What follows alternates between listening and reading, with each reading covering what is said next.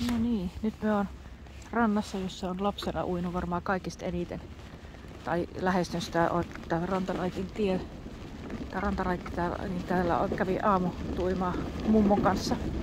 Erityisesti sitten päivälläkin kyllä ja kavereiden kanssa. Sinne kuljin minä varjona. Tää on muuttunut tosi paljon tää ranta. Hanhet on vallannut tän ja kesäsen ja muuallakin.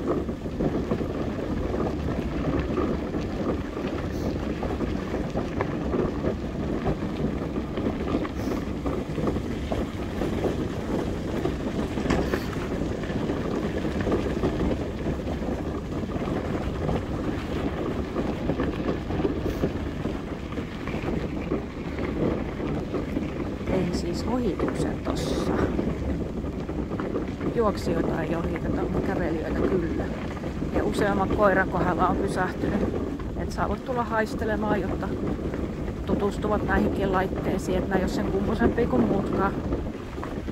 Aika monet koirat on vähän varautuneet, kun ne tulee vastaan. Toissa viikolla kävi mukaan, että menin ohi ja sitten jälkeen tajusin, että olisi pitänyt pysähtyä. Eli ohitin niin kuin takapäin. Koira oli tosi jännittynyt, sitten jälkikäteen tajusin, että no miksi en pysähtynyt. Ja sitten meinasin mennä takaisinpäin, sitten ajattelin, että en mene. Sitten olisin vaan uhkasin. Mutta siitä päätin sitten, tai sen perusteella päätin, että jatkossa pysähdyin joka ikinen kerta, jos vastuun tulee. No niin, siinä on tämä lapsuuden ranta.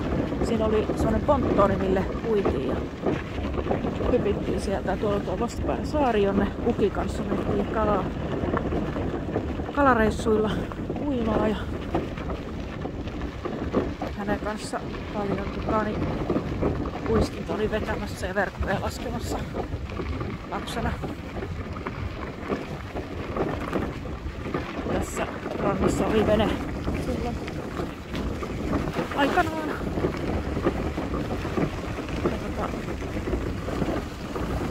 Täällä on paljon ihmisiä liikenteessä.